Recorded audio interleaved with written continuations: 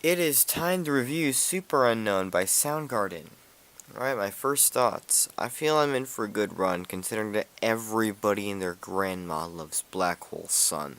I wonder if this will be the band that makes me feel the same way that I do when listening to songs like The World Has Turned and Left Me Here and Undone the Sweater Song. I just like to say things to my computer in decent quality. If it's not a good album, though, I'll be stuck listening to an album that runs an hour and 10 something. I doubt it'll be bad, considering it got great reviews even on release. It wouldn't be the longest album I've talked about on this channel. That'd be Donda by Kanye, clocking in at an hour and 48. The album's taking pretty long to download. You ever had a download that goes crazy fast and slows down only to start up again and it keeps doing that? Yeah, this thing took over a full hour to download. I'm paranoid that one day my opinion on these albums are going to get me punched in public someday. I've rambled too far. It's reviewing time.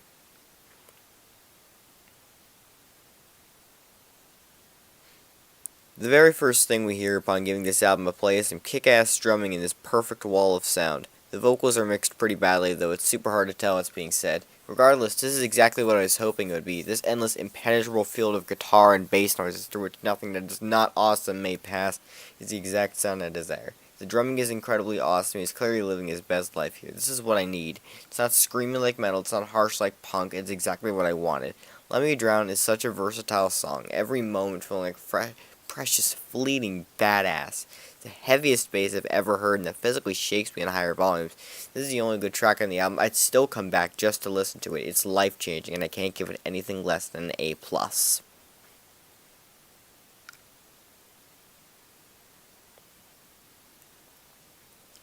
Track 2, My Wave. My Wave opens with riffs with no backing, kind of like War Pigs by Black Sabbath. The silence is quickly punctuated by that perfect noise sea we knew and loved from the last track. This is something my parents would listen to on a summer weekend and have a few beers with. You know music's good when you can hear your headphones vibrate on contact. It's continuing to hopefully to be a tradition of kick-ass music. That's exactly what I wanted when I wanted it. I like punk, I like metal, but this is what I need. My Wave is a pretty long song, and the mixing is still pretty much the same as the last track. I can't tell if the vocals being distant is a good or a bad thing.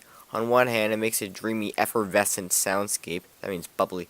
But on the other, it's kind of hard to get meaning out of it when I can't even tell what's being said. The ending is excellent, what with its build up to chaos and whatnot. It's another A, though it's not good as Let Me Drown.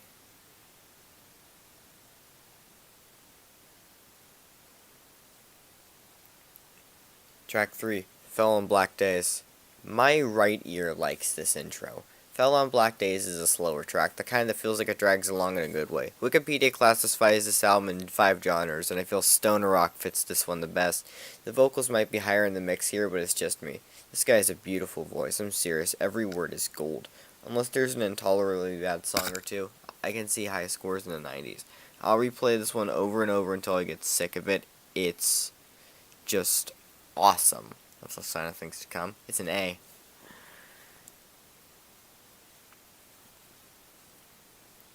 Track 4, Mailman. Grungy opening here, definitely a very doom and gloom end of the world type song. Take a shot every time I make up a word in this review or hyphenate stuff. Probably the darkest toned song yet. I'm not much for grunge, which is still that powerful noise I want to hear. I like the kind of song that makes me feel like I should be increasing the volume and yet moving extremely slowly while doing so. If this was playing through speakers, I could probably physically feel myself being pushed by the volume. It uses some minor vocal distortion, which doesn't deal psychic damage to me. There's some major points for figuring out how to do that. I feel like I'm falling. That little bit where there's just distortion right near the end. That reminds me of the ending to Undone the Sweater Song. Though it seems like Soundgarden is smarter than to end a song with an ear-piercing, distorted noise. A+.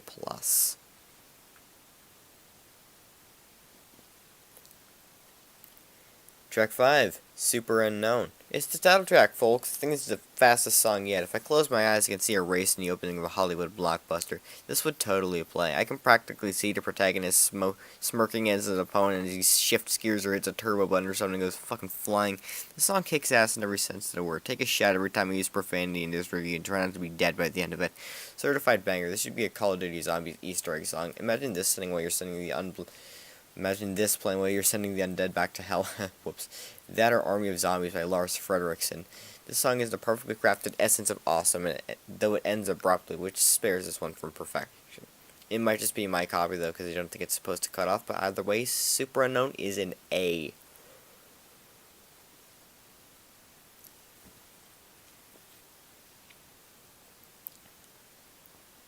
Track 6, Head Down. Opens acoustically, almost like a demo, then that's quickly replaced by what we've all come to know and love in the last few tracks. This one feels completely different though, more psychedelic. If anything, I can say that so far Soundgarden is not an acquired taste. This is on track to be one of the best albums I've ever heard. This one's pretty long though, I don't know if I'll be able to tolerate all of it. I'm also quite crazy to anyone who comes in this room and sees me slowly moving back and forth like I've just seen something insane. Chris Cornell was awesome, man. He was a great vocalist, great guitarist, and great lyrics. The 6 minutes really just disappear, and it's a fantastic ending, and I can't give it anything less than a perfect A+ grade.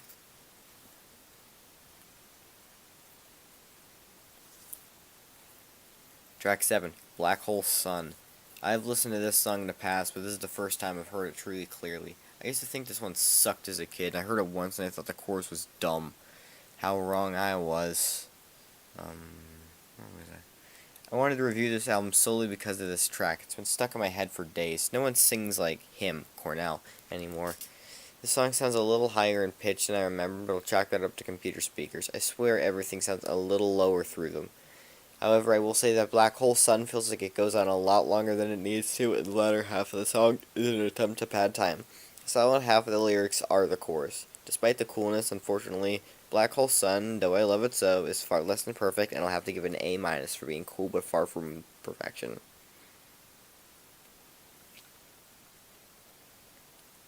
Track 8, Spoon Man. The halfway point for Superunknown, and it sounds oddly familiar. I swear I've heard songs like this before. Maybe Sublime, but I don't think they ever went this hard. Maybe Blind Melon, something like Seed to a Tree.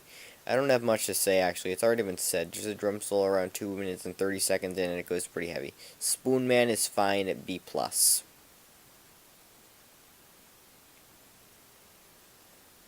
Track 9, Limo Wreck.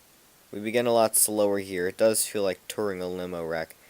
Almost tragic, haunting. The melodic progression, lyrical content, and tone of the track further reinforce the theming. Limo Wreck is borderline apocalyptic. It's a ridiculous, hard, heavy-going song. I swear I hallucinated something at the midpoint of this, like if Mary Lloyd, that Welsh horse skull, had eyes. Either way, this song is fucking awesome. All the energy is being poured out there, and that's, as they say, fucking metal, dude. A+.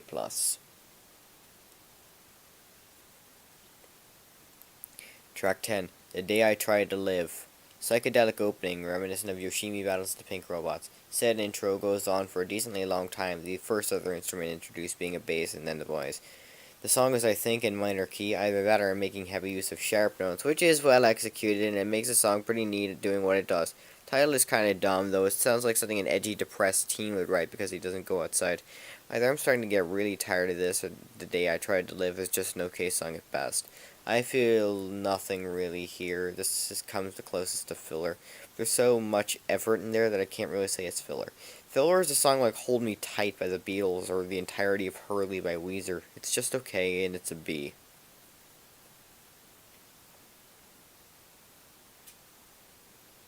Track 11, Kickstand. Now this feels like some hard rock Sublime material. I know they're mostly known for their stoner songs, but Sublime had some songs like this. New Thrash and We're Only Gonna Die From Our Arrogance being examples.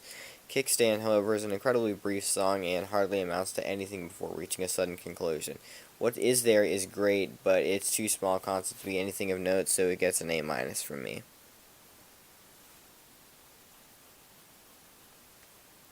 Track 12, Fresh Tendrils. Goofy ass title right here, folks. I don't actually have much to say, and I think I just might be fatigued. I've run into a situation where I can't say anything that hasn't already been said again. Fresh Tendrils is just another pretty heavy sounding song. I guess that's why they call it metal. I do think my ears are just fatigued, so I'm going to take a 10-minute break and come back. One 10-minute break later. Fresh Tendrils is an okay song. B. Track 13, 4th of July. Not a very interesting introduction. There's no substance there, but there's a dog barking, which is kind of funny. The vocals sound like they were taken from a mid-2010s top 40 hit on the alt-rock charts. I can't tell what this one is about. This one could definitely be better, and is unfortunately part of a mediocre streak, which I really don't want to bring this album down for. There is little that invests me into 4th of July. It does get kind of cool around 3 minutes, but unfortunately that build-up doesn't lead to a kick-ass break that makes a song like Only in Dreams an A+. This is an unsatisfying song, though I did start to like it near the end. Meh, B-. Track 14, Half. Interesting beginning, to say the least. This is certainly trippy. Half is a pretty short song, and the background voices remind me of Indian traditional music, which deeply unnerves me for no reason. This is simply unpleasant to listen to. When I add this sound to my iPod, I'm dropping half. I can't sit still. This is torture. Fuck this. I hate having to bring down grades like this. Half is a D.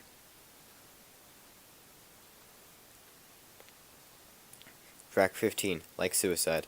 The end is upon us. The end is nigh. The end of this album, that is. Like Suicide is a 7-minute epic from the looks of it. Please be as good as Alien Dreams, please. The song opens decently quietly, and its first portion is depressing and hollow feeling. I guess that's what they're doing for, but album covers are supposed to make me feel amazing after they're done. There's nothing like the breathlessness you experience after hearing some album closers for the first time in context. Like Suicide is a song that is so far fine, I guess. I can't get invested into this song, and it lacks the punch that Let Me Drown, Fall on Black Days, and Limo Wreck do. This all changes at the 3.5-minute mark. Getting to this for the first time is when dogs' ears perk up because they hear sound. Now we're actually talking. This is what it's supposed to feel like. The build-up was definitely worth it. The drumming is excellent in the latter half, and the guitars know what's going on. We've ran out of lyrics mostly, so it's now time for the instrumentals to show off, and boy do they show off. We get an incredibly impressive guitar solo, and the drumming amps up to tenfold to become an intense, genuinely gripping experience to listen to. This is how you end an album. Take notes, everyone.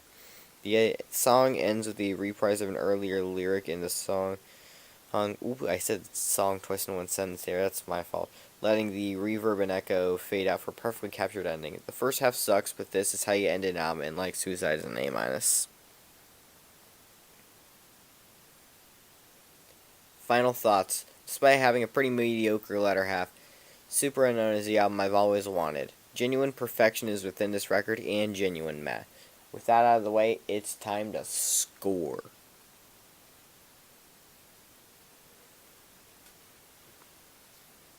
With that, we find that Superunknown by Soundgarden is hereby administered a grade of 78 2/3%.